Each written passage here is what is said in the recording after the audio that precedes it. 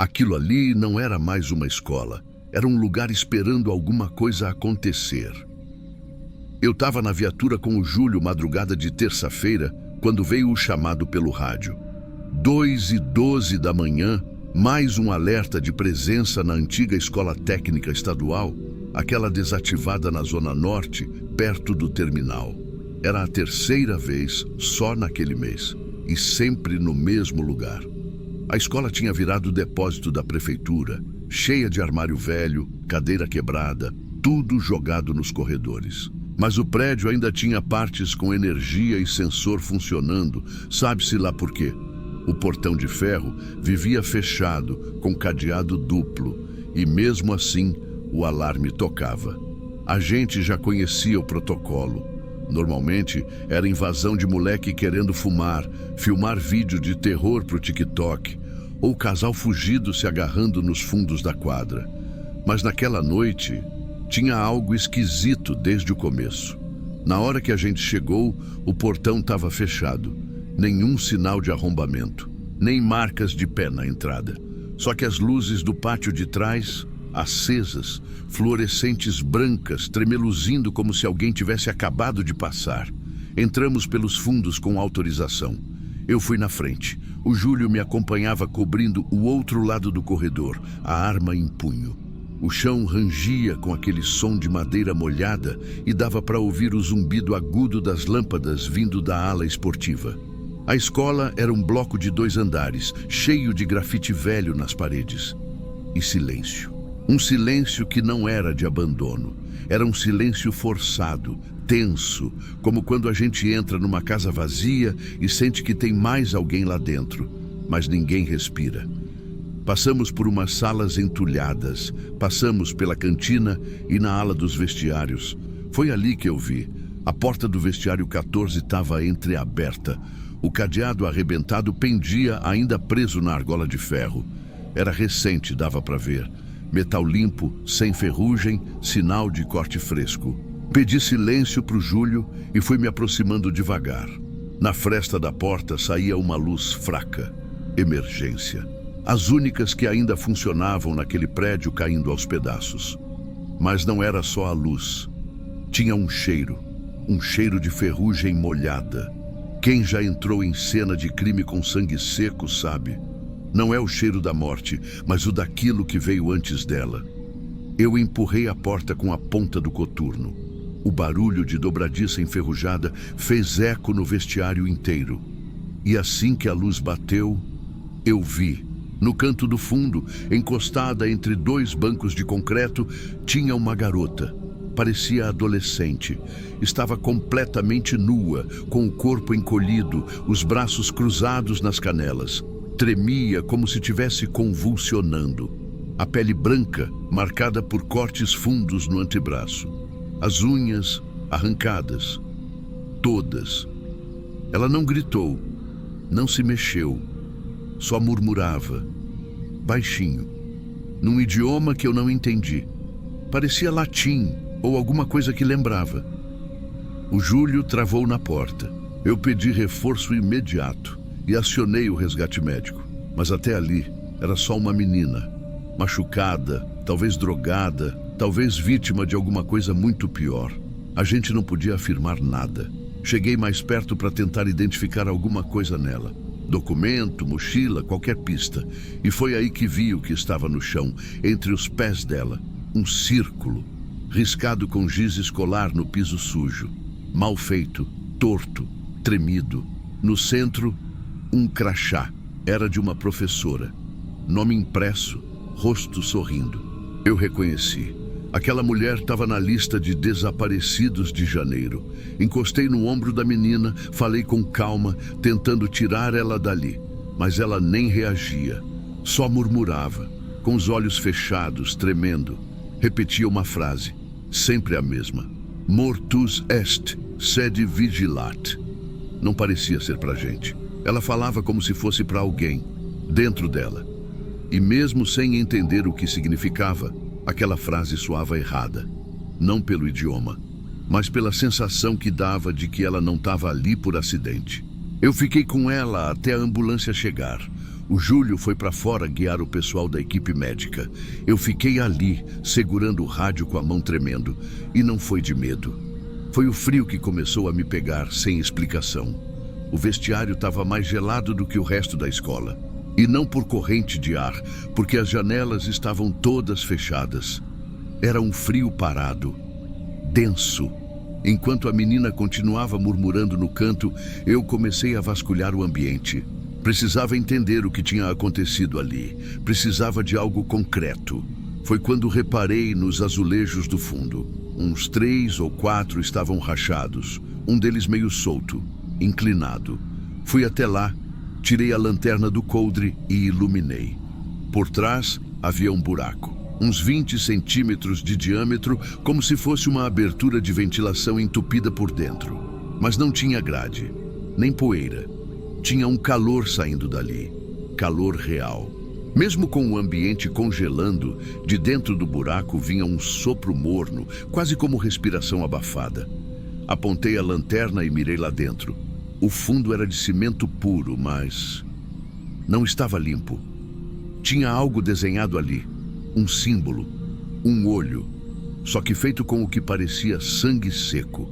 Os traços eram irregulares, mas reconhecíveis.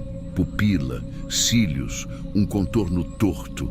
Na mesma hora, a menina parou de murmurar e ficou em silêncio total. Eu dei um passo para trás, guardei a lanterna e só então percebi o que tinha do outro lado do vestiário. Na parede oposta, bem onde ninguém teria ângulo para ver direto da porta, alguém tinha riscado palavras com gilete. Não era tinta, nem caneta. Era a pele viva que deixou aquilo ali. Se um dia ela parar de tremer, não fique.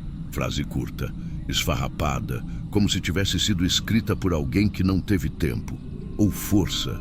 A ambulância chegou e levou a garota direto para o hospital psiquiátrico da cidade. Ela estava em estado catatônico. Não falava, não andava, não reagia a estímulo, nada. O caso foi registrado, oficialmente, com laudo médico, com foto da sala. Mas teve um detalhe que ninguém incluiu no relatório. E eu me calei também. O olho no fundo do buraco. Eu não quis parecer o policial que perdeu o juízo. E o Júlio nem chegou a ver aquilo. Então ficou só comigo. Dias depois, um dos técnicos que fazia ronda no hospital comentou com a gente, sem saber que eu era o policial que tinha resgatado a menina. Disse que ela tinha ficado em observação, numa ala restrita, isolada de tudo. E que passou uma semana inteira tremendo, do mesmo jeito que a gente encontrou. E que no dia em que ela parou de tremer, o segurança noturno desapareceu. Não fugiu, não pediu demissão, simplesmente sumiu. Deixou a roupa no armário, o crachá, a marmita, o telefone, tudo. A câmera da ala registrou ele entrando às 13h19 da manhã, indo até a ala restrita. Depois disso, nenhuma imagem, nenhuma saída, nenhum sinal dele. A mesma câmera que registrou a entrada travou às 13h20 e só voltou a funcionar 2 horas depois. Esse tipo de coisa não se explica. 2 meses depois, a escola pegou fogo. Culparam um curto-circuito na sala de ciências. Mas o mais estranho, só uma parte da escola não queimou. O bloco onde ficava o vestiário 14. Parecia intacto, como se o fogo tivesse pulado aquele pedaço. A garota nunca foi identificada. Nenhuma denúncia de desaparecimento. Nenhuma digital batendo. Nenhuma escola com ausência registrada. Era como se ela tivesse sido esquecida por todo mundo. Ou pior, como se nunca tivesse sido de lugar nenhum. Hoje, eu recusei patrulha em mais uma escola velha. Nunca mais entrei em nenhuma depois daquela noite.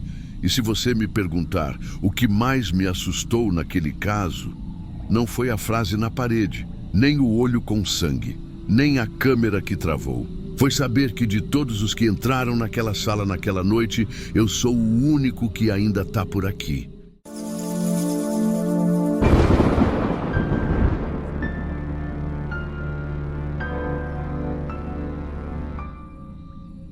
Era para eu ter morrido naquele dia.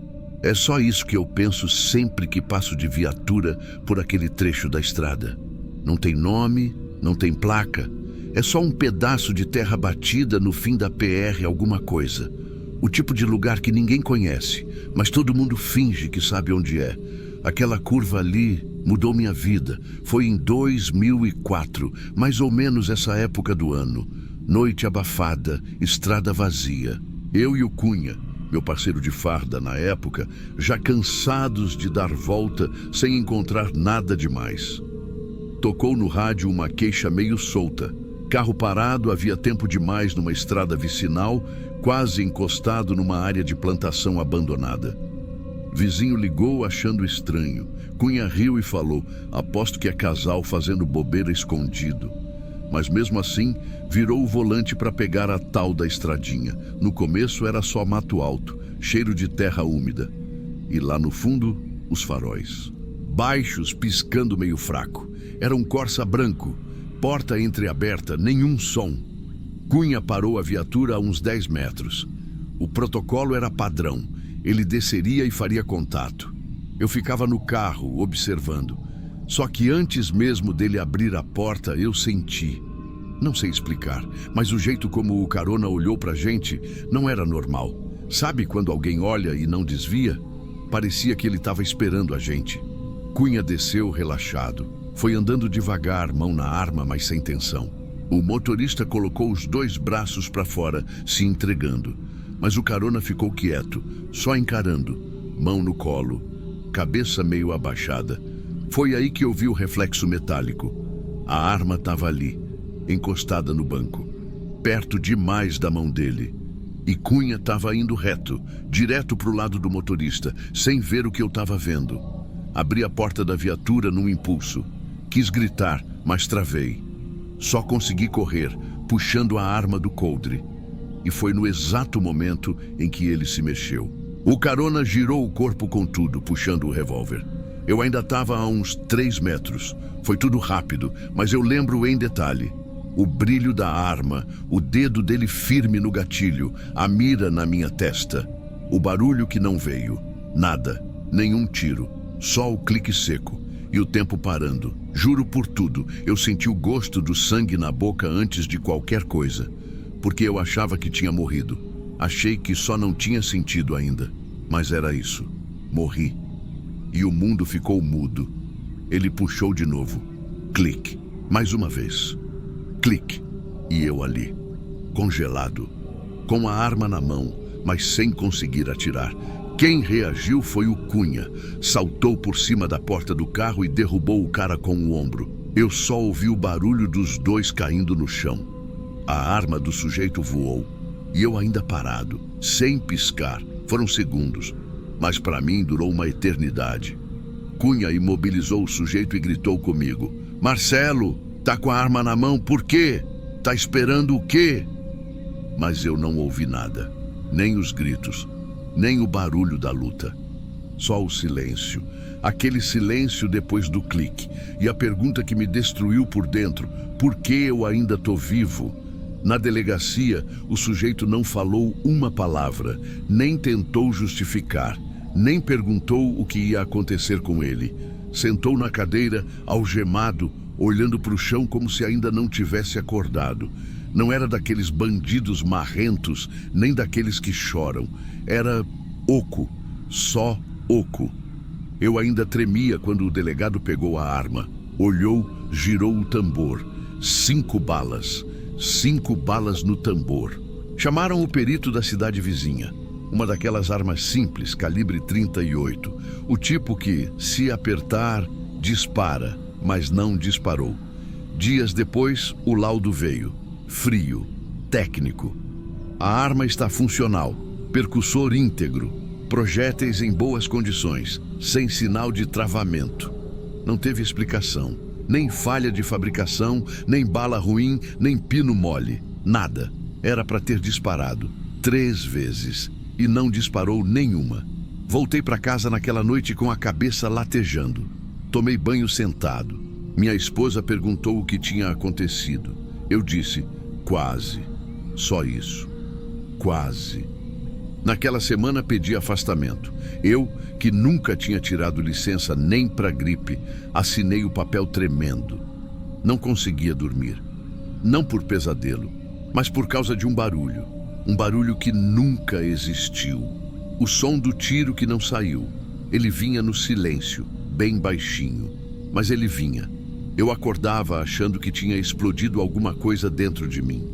Uma psicóloga do batalhão falou que era reação tardia ao estresse agudo. Disse que eu não tinha processado o quase. Ela estava certa, mas não ajudava. Na terceira semana voltei, fardado, engolindo seco. Todo mundo me olhava como se eu fosse sortudo. Mas eu não sentia sorte. Eu sentia dívida. Comecei a desenvolver umas manias. Apertar o cinto do colete 3 vezes. Trancar a viatura mesmo quando eu estava dentro. Ver se o cano da arma estava limpo antes de cada saída. Checar munição 6 vezes por turno. Ficava tocando o ferro do coldre o tempo todo. Cunha dizia que era cisma, mas eu chamo de outra coisa. Sobrevivência. Porque aquele silêncio, ele mora aqui dentro. Eu tenho certeza de uma coisa. Se aquela arma tivesse feito barulho, eu não estava mais aqui. Não ia ter velório. Não ia ter farda dobrada no canto, não ia ter lembrança, só meu nome gravado numa parede. E é por isso que hoje, toda vez que eu escuto o barulho de uma trava de ferro se fechando, eu fecho os olhos, mas o que mais me assusta ainda é o silêncio.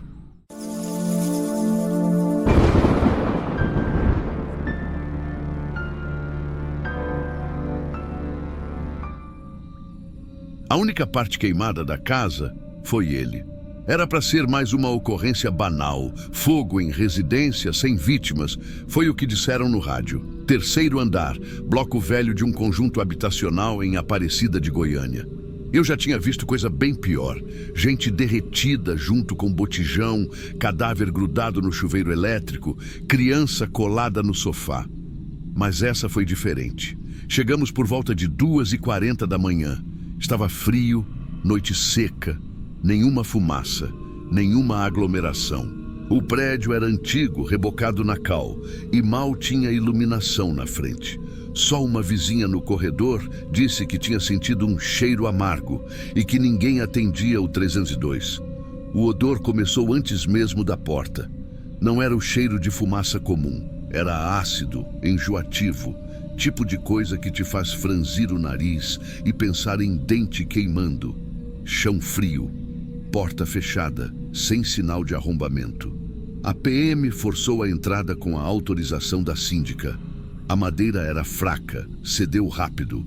O que tinha lá dentro ainda me dá trabalho para explicar.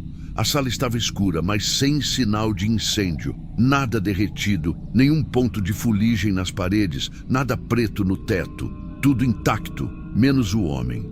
Ele estava sentado numa poltrona de camurça, meio virado para frente, como se tivesse tentado se levantar. Mas não deu tempo. O corpo estava completamente carbonizado.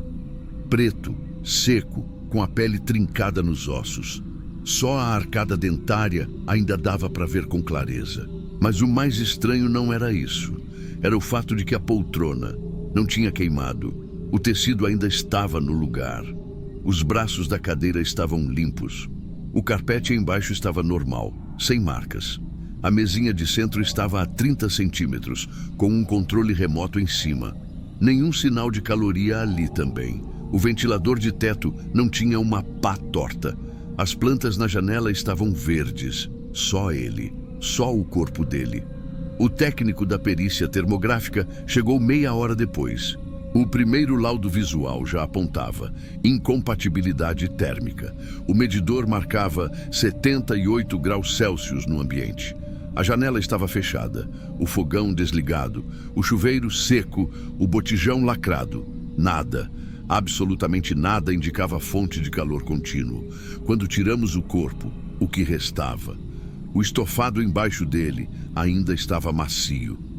Dava para ver que a pele tinha colado na fibra. Mas a fibra não derreteu. Isso não é possível. Não do jeito que a gente conhece combustão. Na perícia, levantamos todas as possibilidades convencionais. Chama retardada? Não. Combustível líquido, não. Fagulha elétrica, fiação isolada, sem derretimento no disjuntor. Autoimolação, sem fósforo, sem isqueiro, sem vestígio de álcool ou qualquer agente acelerador. Explosão interna. A coluna vertebral ainda estava no lugar, mas o crânio, completamente colapsado, não teve barulho. Nenhuma das duas vizinhas que estavam acordadas ouviram nada. A última atividade registrada no disjuntor foi às 11h46 da noite, o uso do micro-ondas. Um prato de sopa que ficou intacto na bancada da cozinha. Na geladeira, tudo gelado. Na tomada, tudo funcional. O nome dele era José Aloísio Ferreira, 62 anos, aposentado do antigo DER. Vivia sozinho desde que a esposa faleceu. Segundo os vizinhos, não recebia visita havia semanas. No chão, ao lado da poltrona, só uma chinela e um pedaço de plástico encolhido. Parecia um controle remoto que derreteu só pela metade. As digitais estavam quase todas comprometidas, mas conseguimos identificação pela arcada dentária. A causa oficial da morte, no laudo final, ficou registrada como carbonização de corpo humano sem fonte externa de ignição visível. Local sem calor residual compatível. Foram as palavras do perito-chefe, e ele assinou com a mão trêmula. Depois que o corpo foi removido, ficou um silêncio estranho ali. Não era aquele silêncio de respeito, de velório, era outro, silêncio de quem viu algo que não sabe explicar, mas também não quer dizer em voz alta. Nenhum comentário. Ninguém fez piada, nem os novatos. Eu lembro de ter olhado para o relógio da parede da cozinha. Estava parado em 00:08. Ninguém comentou. Só ficou ali, quieto.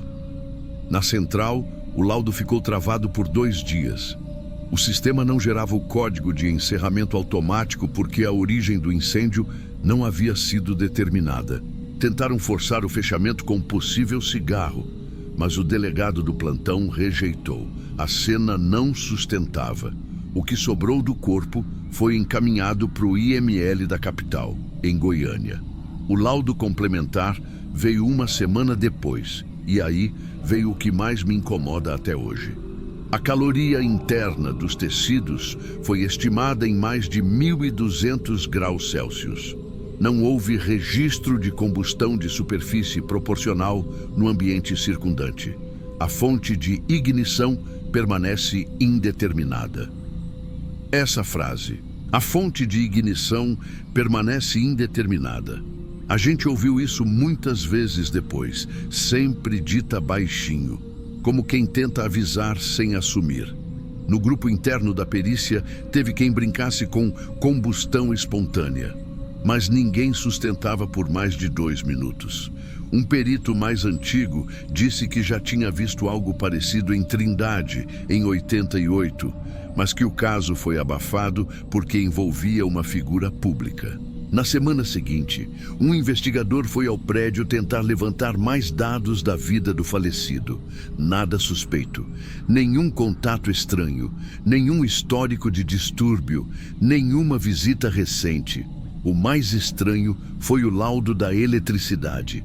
Nenhuma anormalidade. A fiação geral estava perfeita. O relógio marcava consumo estável. Não houve sobrecarga. Não houve curto.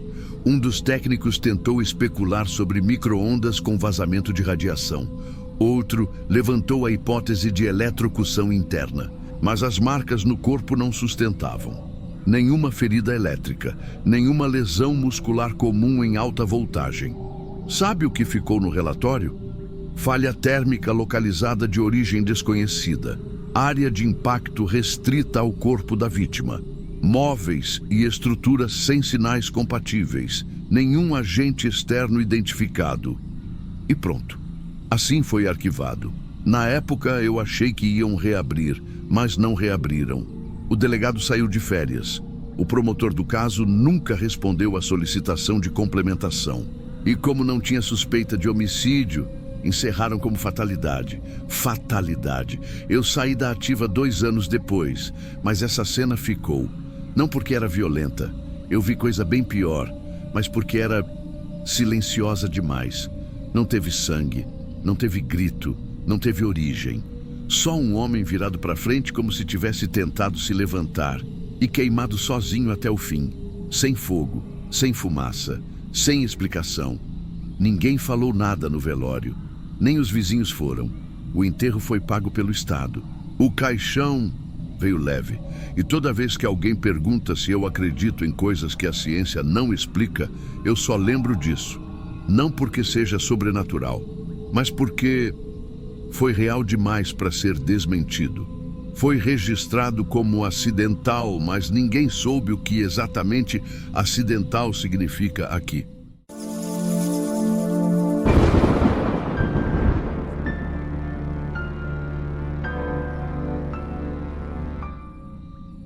Não é exatamente um relatório, e também não é bem uma confissão.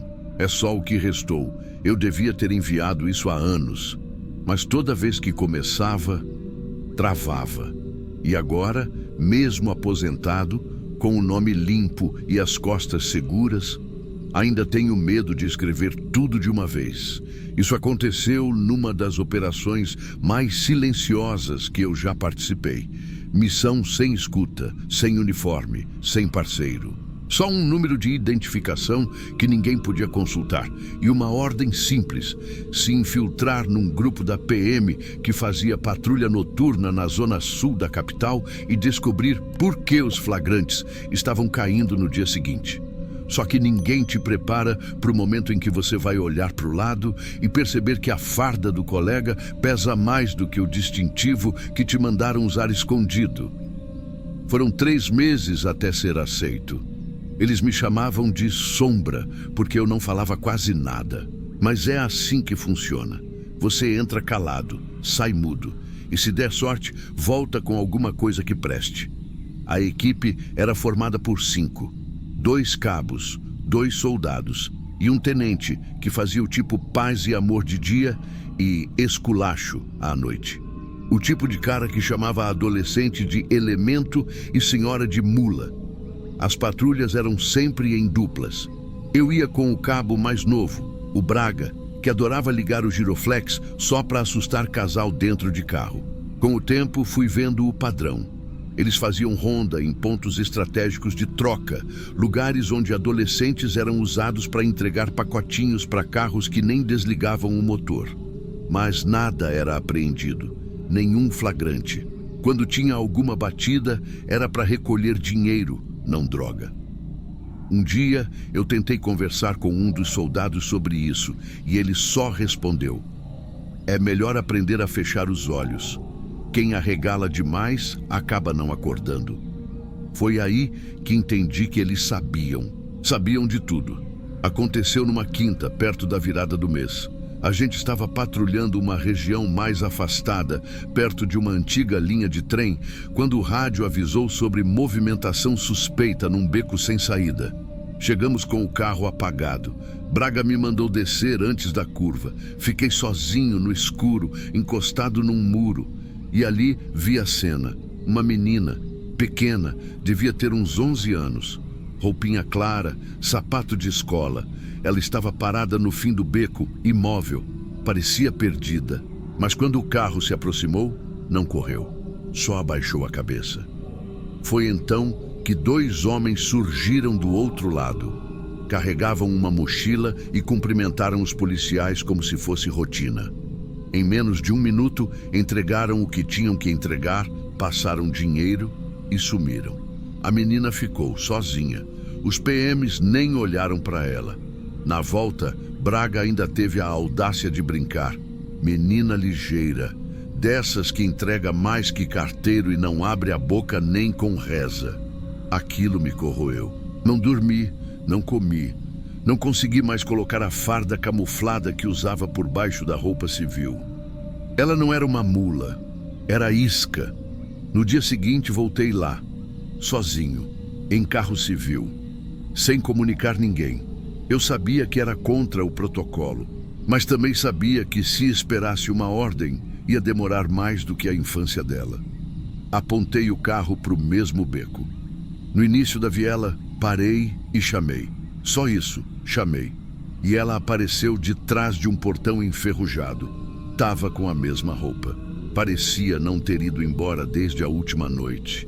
Eu me aproximei devagar, tirei o crachá da cintura, mostrei o número da corregedoria. Falei o mínimo, que eu não ia machucar, que era para ela sair dali, que eu ia levá-la até um lugar seguro. Ela só olhou, não respondeu, mas também não correu. Abri a porta do carro. Ela entrou sem dizer uma palavra. Foi ali que minha missão acabou. Não oficialmente, mas para mim, acabou. A partir do momento em que larguei aquela menina na frente do conselho tutelar e entreguei meu nome completo, o nome verdadeiro, não o da ficha falsa, tudo desmoronou. No dia seguinte, o Braga apareceu na sala de vestiários me encarando como se soubesse. Não falou nada, só deixou um bilhete na minha mochila. Você pode salvar uma, mas vai enterrar duas. Depois disso, minha vida virou uma zona cinzenta. A corregedoria não me puniu, mas também não me defendeu. Disseram que o relatório sobre a Zona Sul ia ser reaberto com um novo direcionamento. O grupo de patrulheiros não foi dissolvido, pelo contrário, ganharam reforço. Um deles virou chefe de setor. E eu comecei a notar carro me seguindo à noite. Recado estranho no portão de casa. Porta da frente arranhada, como se alguém tivesse testado a fechadura. Não tinha prova, mas também não precisava. Eu fui chamado para depor. Inventei que perdi as anotações. Disseram que entenderam, que sabiam como era. Mas no fundo o recado era claro. Era melhor esquecer. E foi o que eu tentei, por anos.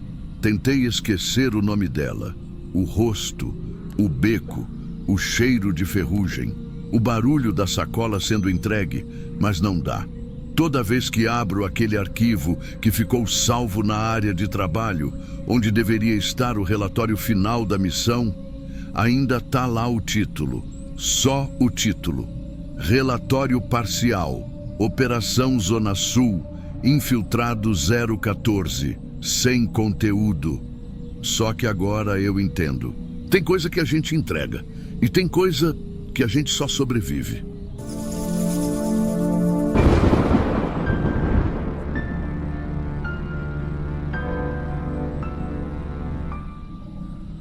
Eu devia ter ido junto. A gente sempre fazia as rondas em dupla, sempre. Ele dirigia, eu anotava as placas, conferia os QTHs, fazia contato com a central. Era um turno tranquilo, quase todo dia a mesma coisa. Trânsito leve, abordagem em posto, uma ou outra ocorrência pequena. Mas ele levava tudo a sério. Tinha só 3 anos de farda, mas parecia que queria consertar o mundo. Aquela noite, tudo estava meio estranho. Madrugada gelada, sem movimento nenhum, e a gente com 2 viaturas apenas cobrindo o trecho inteiro da BR entre as cidades. Eu fui chamado para uma ocorrência besta num bar fechado, alarme disparado à toa. Ele ficou de base, cobrindo o rádio. Foi quando entrou um chamado truncado, meio falhado. Um motorista dizia que viu alguém caído na pista, parecendo ferido, perto da entrada velha do quilômetro 111. Sem detalhes, só isso. Eu ouvi quando ele respondeu, QTH confirmado, sem movimento. QSL, vou averiguar. Foi a última frase dele. A entrada do 111 era esquisita, já tinha dado BO ali. Muita queixa de roubo de carga, tentativa de assalto, umas histórias mal contadas. Mas ele foi mesmo assim. Disse que ia dar só uma passada, ver se era alguém bêbado ou atropelado. Nem esperou reforço. Disse, me avisa se alguém vier atrás. Não deu nem 8 minutos. A central perdeu o contato. Eu estava voltando da ocorrência falsa e já senti o gelo subindo pela espinha. Porque ele não era de brincar com protocolo. Se ficou mudo é porque aconteceu. Quando a gente chegou no local, já tinha ambulância, já tinha viatura da cidade vizinha. Mas ele estava caído no chão. Tinha sangue no colete, não tinha arma na mão. Só uma lanterna ligada, ainda iluminando um pedaço da mureta da pista. 2 dias depois, Saíram as imagens das câmeras de segurança da rodovia. Ruins, tremidas, mas claras o bastante.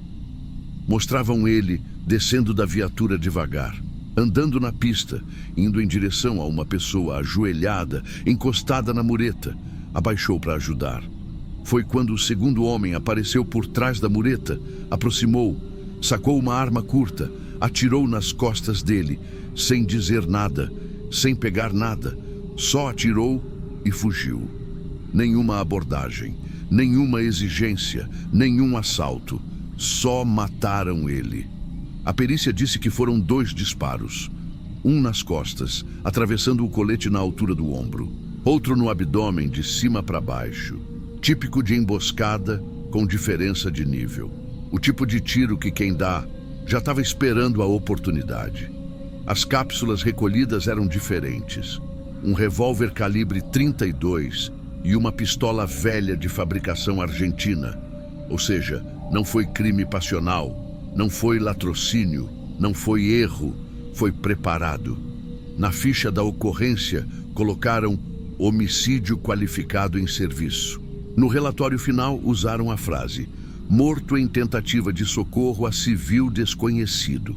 E parou por aí. Sumiram com os vídeos, engavetaram a investigação. Nenhum suspeito preso, nenhuma linha de investigação aberta de verdade. Ele foi enterrado com honras. Hino, salva de tiros, bandeira dobrada. Na semana seguinte, colocaram o nome dele na parede da sala de rádio e ninguém mais falou do assunto. Mas eu sei que ele morreu sozinho, que não devia ter ido sem reforço. Que se eu tivesse voltado 10 minutos antes, talvez tivesse ido junto, talvez tivesse evitado, ou morrido também. E é por isso que eu nunca falo disso, porque no fundo, eu fui o último a ouvir a voz dele. A última frase foi para mim, no rádio. Vou só ver se tá vivo, me avisa se alguém vier atrás. Depois, só chiado. Eu ainda rodo de madrugada. Mesmo aposentado, costumo ir até a padaria da esquina, só para ver o movimento, escutar o rádio da viatura passando. Mas quando entra chamado solitário, eu lembro e travo. Tem gente que entra para a polícia por salário, tem gente que entra por sonho. Ele entrou para ajudar e saiu sem resposta.